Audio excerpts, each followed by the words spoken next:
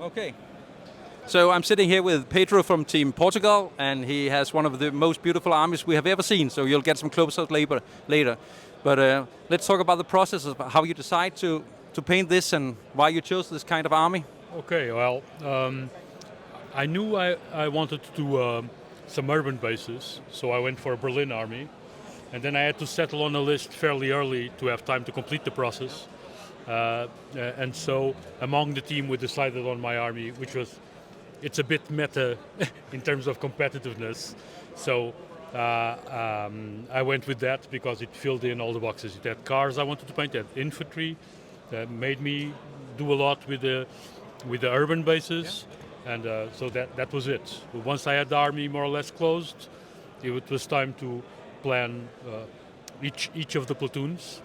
Yeah. Especially the infantry, because the infantry almost took half the time of the army, I think. Yeah. So I picked up some bits and bobs online for the tank riders, and then urban stuff for the bases, like bathtubs and pianos and stuff like that. So you both build them yourself, and do you do 3D printing and buy from both. Shops all over? Yeah, both. You have a very characteristic painting style. You could call it cartoonish. Is that something you've done all the way through? Yeah. Well, my background is really in arts. Okay, and so when this, especially in this scale, I paint under scales, and my style is not that cartoonish.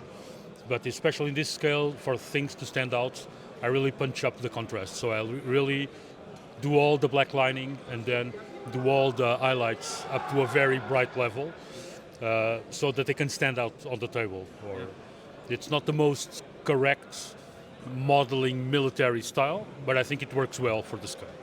It works very well, very pretty. How do you go about painting? Do you batch paint all of them, or do you do one platoon at a time?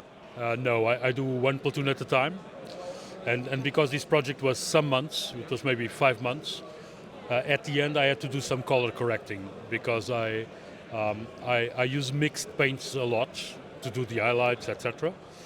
And so in the end, I had some vehicles that were fairly more yellow, others that were more beige, and so I had to make a filter and paint all of them to correct the color, basically. I can see you can always also made a really pretty display board. Yes. How did you come to that idea, and how did you make it?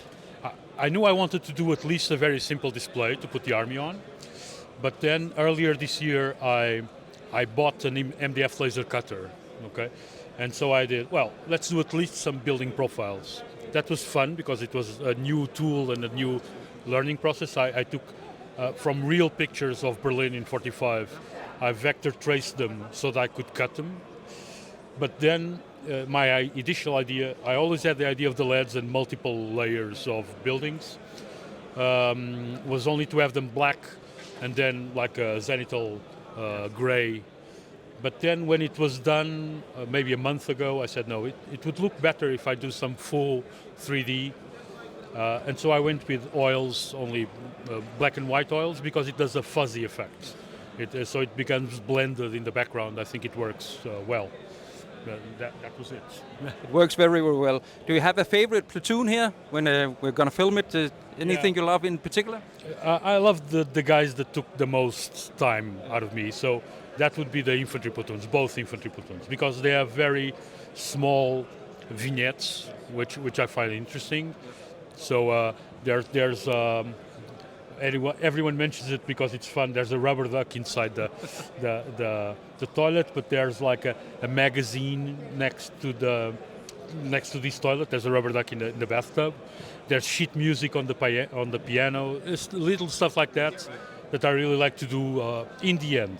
Okay, so also I'd like to mention that initially I was going to do the bases all in black and white, also more to emanate the feeling of historical photographs, but once it was done, it almost looked like it was unpainted at this scale. So I had all the bases done in black and white, and then I went with filters, etc., to pull up the color on the bases.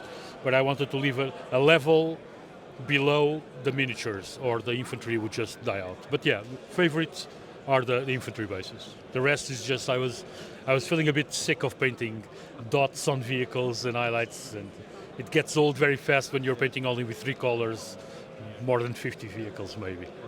Thank you, Pedro. It was a pleasure. Thank you, Soren. Thank you. Perfect. Okay. Then we'll just, maybe we can just do like this.